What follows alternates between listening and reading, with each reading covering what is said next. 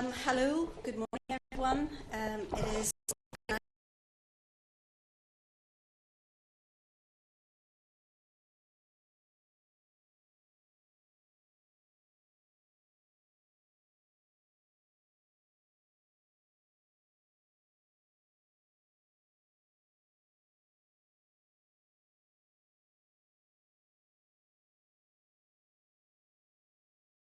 a pivotal and seminal moment for the United Kingdom. As you know, we in the Democratic Unionist Party have had a simple approach to this particular process. We have said from the outset that we do not want to create any barriers, either customs or regulatory, within the United Kingdom.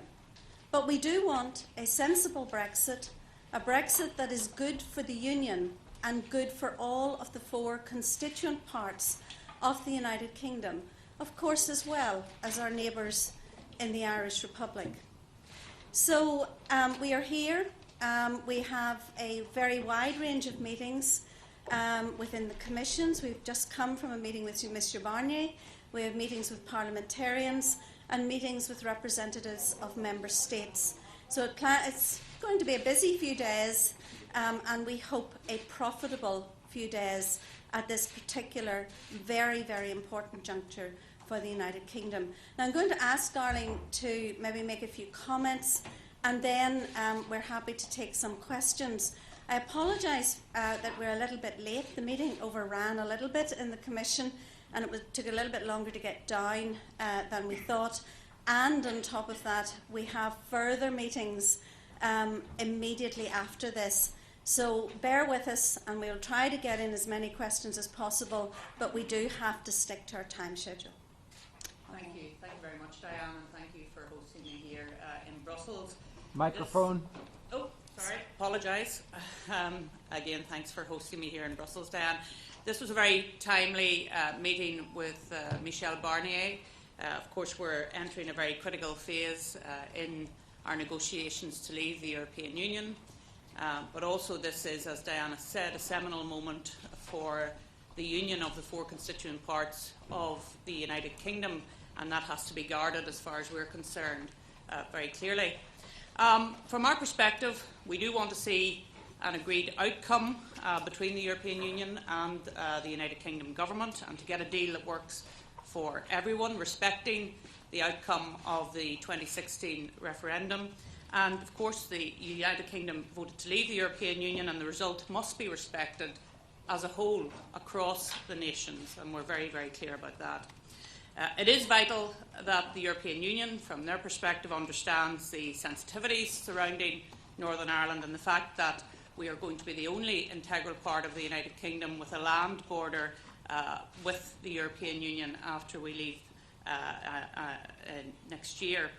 And as outlined in the December 2017 joint report in paragraph 50, there cannot be barriers to trade in the UK internal market which would damage the economic well-being of Northern Ireland, and therefore we could not support any arrangements which would give rise to either customs or regulatory barriers within the UK internal market. So it's been a useful meeting today. We look forward to continued engagement over the next couple of days, and we're ready now to take questions. Thank you. Arlene Foster, how have you been insight into the UK backstop? Have you been consulted about it? Does it contain these regulatory checks that we're hearing about, reduced to the DUP and Northern Ireland? And if it does, is that a deal breaker for you? Is that across your lines? Gareth, I really do appreciate that you were very, very quick off the mark, but Timothy will probably regulate the questions as they come. I'm going to go to Gareth. Gareth first, Gareth's question, and I'm going to go to Tony Conlon. Okay, so no, we haven't seen any text as yet in relation to our own government. Our own government is very clear, and we reiterated the position last week with the Prime Minister that there cannot be any customs or regulatory barriers between ourselves and the rest of the United Kingdom, both ways, Gareth, and I want to be very clear about that. So it's not just a case of regulations between Northern Ireland and GB. It's also between GB and Northern Ireland. I think that's very clear. We've made that very clear. The Prime Minister understands our position, and I expect her to respect that position. If you don't, you're propping her up. Would you not expect it to be consulted by now? Well, I think that's a very pejorative term. I don't think we're propping anybody up. We act in the national interests of the United Kingdom government. That's why we signed the Confidence and Supply Agreement. We are, of course, in continued conversations with the United Kingdom government, and will continue to be so. Tony Connolly, RTE. Thanks very much. In your meeting this morning with Michel Barnier, were you at all reassured by his approach, which, as we know, is to de-dramatise this and to make these checks light touch? Are you anyway reassured or prepared to look at that option as a way out of this particular deadlock? Well, I think it's very interesting you say de-traumatise the checks, and Diane made this very point during the meeting. The whole point about checks is that there means there's a difference. Why would we need checks between GB and Northern Ireland, or between Northern Ireland and GB, if we were an integral part of the single market of the United Kingdom? So I think that needs to be said. We need to go back to the fundamentals of the single market of the UK. And actually, it's important that we note that this isn't just us saying it. Of course, we would say it, we're constitutional unionists, but economically it's very important for Northern Ireland that our goods can travel within the UK market in the way that they do at the moment. Do you want to add anything to that, Dan? Yeah, I just think it's also incredibly important that we realise that while Northern Ireland sells more in the Great Britain market to Great Britain than it does in the Republic of Ireland, the rest of Europe and the rest of the world put together, actually Northern Ireland buys 75% of everything it buys into Northern Ireland, either for consumers or in the manufacturing process within the Great British market. So therefore, the ties between our two economies are so intricately linked that to put up barriers, either tariff or non-tariff barriers between those two economies, then that would be economically disastrous for Northern Ireland. And remember, economically disastrous means it impacts on jobs, on families in Northern Ireland, and we are not in the business of negatively impacting on families in Northern Ireland. Angus Walker from ITV News. Arlene Foster, I just wondered, to what extent are you prepared to accept any amount of compromise, or are you prepared to veto a deal and bring in a no-deal Brexit? Well, what we need to see is the Microphone. What we need to see is the legal text. Because we can't talk in a vacuum. We need to see what is being proposed, and then we will check that against what we have called our red line. We need to be satisfied that we're not going to do damage to the United Kingdom, and we heard yesterday from the First Minister of Scotland. She's watching very closely what's going on in relation to Northern Ireland. Therefore, it is very important for the whole of the UK that this is handled in a very sensitive way. So we need to see the text, and once we see the text, we will then be able to judge that against what has been proposed. Are you prepared to veto a deal and bring in a no-deal Brexit? Well, as I've just said to you, we need to see the text before we can make a decision in relation to these matters. But are you prepared to?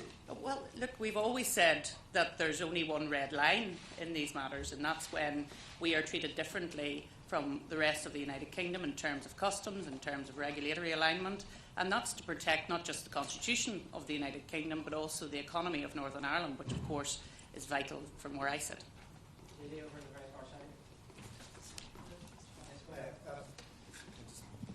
Matt Fry from Channel 4 News. I'm going to ask the same question in a slightly different way.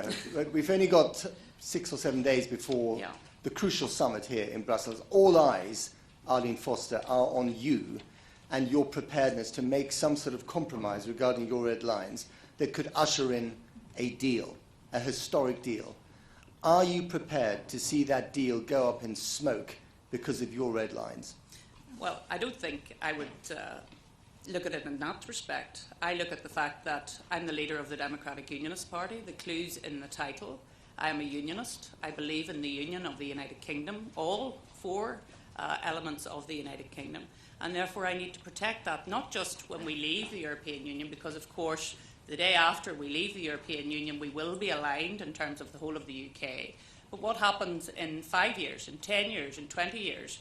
We do not want Northern Ireland going off in a different direction from the rest of the UK. And that, to me, is fundamental. And that's why we need to see the text.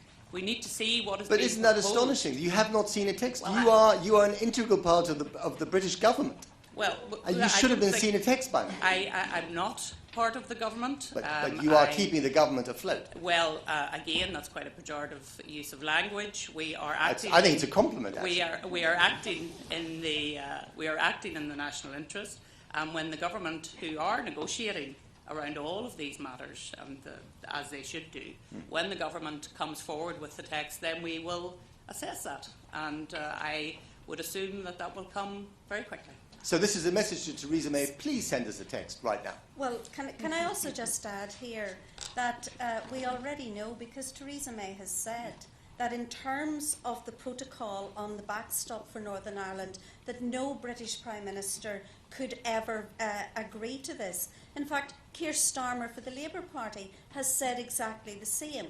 So we know the lines and we know the parameters, and we await further developments. But, you know, I think we should remember what has already been said and what we will.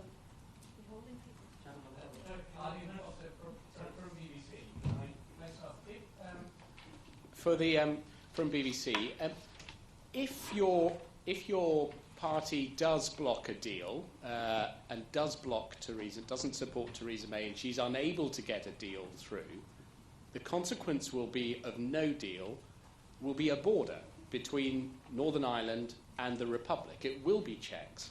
It will be disruption on that border. You've just said that you don't want to negatively impact Northern Ireland, the economy of Northern Ireland, but that would impact the economy of Northern Ireland. So how would that be good for the people of Northern Ireland? Well, first of all, you're assuming that if something came forward that we would be standing alone on this issue. I don't think that would be the case at all. I don't think that would be the case at all. Certainly not from the conversations that we have been having in relation to the Regulatory and Customs Union of the United Kingdom. And you know, you should not actually say which is worse or which is better, a border in the Irish Sea or a border on the island of Ireland. Frankly, that's the choice you face, no, it's not the choice actually. It's not the choice. The choice is to actually proactively look at the solutions that have been put forward to deal with the border on the island of Ireland. Of course, there is a border on the island of Ireland. We're two separate jurisdictions. We have two currencies. We have two VAT regimes. But there are ways to deal with that in a proactive way. And that's what we've been saying now for some considerable time. There needs to be the political will to deal with it. That's absolutely right. But it shouldn't be presented as either a border in the Irish Sea or a hard border on the island of Ireland. Those are not the choices. I know that's the way in which some people would like to present the choices for their own particular reasons, but those are not the choices ahead of us. But the question is, if you contribute to blocking a deal, there will be checks on that land border, and how would that be good for the people of Northern Ireland? But the point is, we're trying to find a deal that works for everyone. We're trying to find a deal that works for Northern Ireland, and as Diana's already said, the greatest number of our movements are between ourselves and GB. It's not between ourselves and the Republic of Ireland, it's between ourselves and GB, and therefore that's our priority in all of these things. But with respect, people will listen and say, you haven't answered that question. Sorry, can I have answered the question. I've said it's not a binary choice, and you're presenting it as a binary choice, and of course it's not a binary choice. Can I just add to that as well? Of course, we already have the common travel area, and the common travel area has been agreed.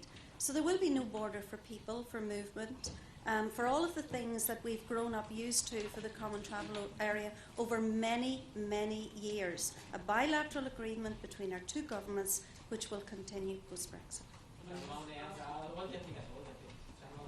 Thanks. Lawrence Norman of the Wall Street Journal. Can you just clarify for me, if we end up in a situation where there are additional regulatory checks that are not at the border, do you consider, sorry, let me restate that are not along the Irish Sea, do you consider that that would be okay under your terms? Is the crucial point for you that there are not additional checks along the Irish Sea? Okay. I'll go back again to what we said to Mr. Barnier and what Arlene said. Checks of themselves are symptomatic of something that is actually different. So therefore we only need checks if Northern Ireland is following a different regulatory regime within the context of the United Kingdom. And therefore that's why the backstop as proposed by Michel Barnier is unacceptable to us.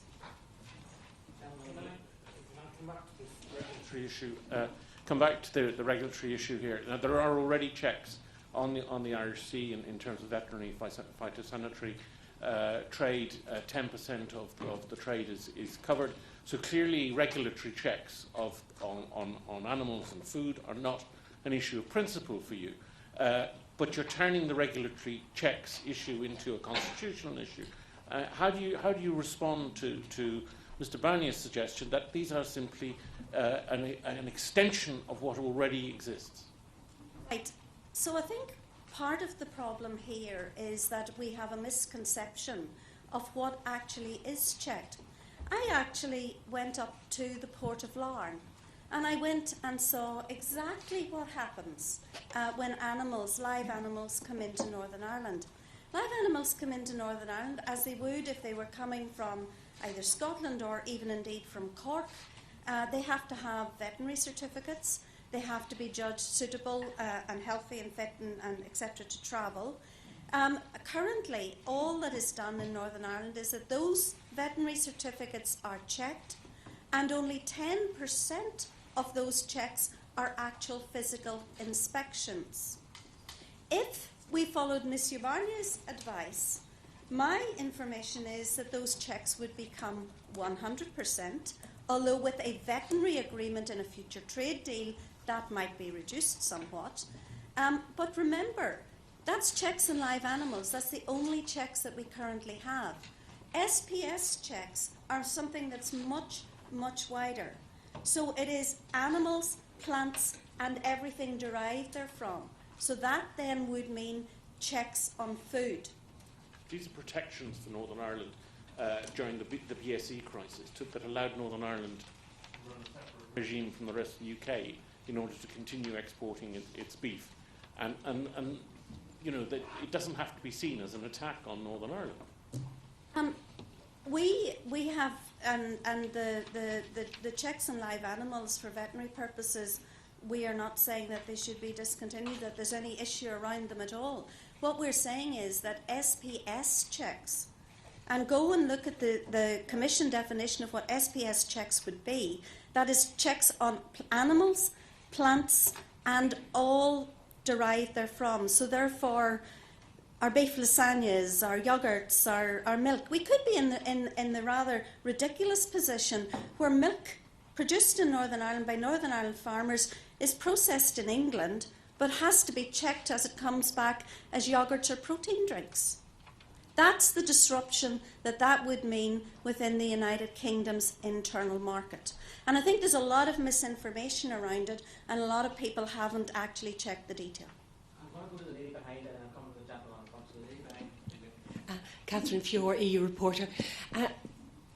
I think there's no doubt about Theresa May's commitment to the Union, but she, when Conservative Party members were polled earlier in the year, it showed that they really didn't care about Northern Ireland and would put Brexit ahead of Northern Ireland if it was that sort of a choice. Are you concerned that by taking a very intransigent position, you will further isolate the Conservative Party in relation to Northern Ireland? And you mentioned that it was a vote for in the whole of the UK. You are the former First Minister for Northern Ireland, representing everybody in Northern Ireland. Don't you think you have a responsibility to represent and take a less intransigent approach in recognition that Northern Ireland did vote to remain? Thank you. Yes, and we come across this question all the time, and it completely misses the point that it was a nationwide question. Again, you're trying to hive off Northern Ireland into a separate place. The whole of the UK voted to leave. I'm a unionist. I believe in the United Kingdom. Yes, Northern Ireland didn't vote by a majority to leave. We were the only party in Northern Ireland who took a proactive stance in relation to this matter. I think we had a very good vote, given that that was the case. And I do, of course, want to protect everyone in Northern Ireland. That's why, and when I listen to people talk about you're making phytosanitary rules into a constitutional matter, no, we're not. We're making it into an economic issue, because that's what it would do. Diana has very clearly shown what could happen. And this is a live example given to us by a company in Northern Ireland, that our milk would go to England and then as yogurt would come back and be checked. I mean, those are the sorts of things that we have to be very concerned about. And so economically, we will very much want to protect our businesses in Northern Ireland, the well-being of families in Northern Ireland, and that doesn't matter whether you're a unionist or a nationalist. We want to make sure that people have jobs in Northern Ireland and an economic future that can benefit from leaving the European Union, because here's the rub as well. If there was a border down the Irish Sea, then Northern Ireland would not be able to benefit from any future trade deals that the United Kingdom government would pull together.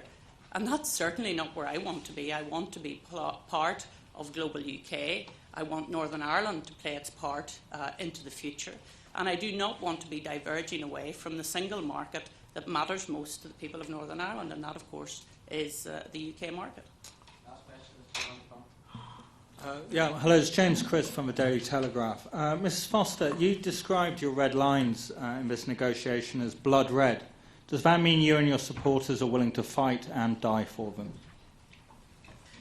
Well, look, there's been a lot of commentary in relation to blood red. What I meant by that, and thank you for giving me the opportunity to explain this, is that they were deep red. They weren't pink. These were issues that mattered very greatly to the people of Northern Ireland, and that is why we want to see a solution that works for Northern Ireland, which works for the whole of the United Kingdom, and that's why I made those comments. Okay, thanks very much, everybody.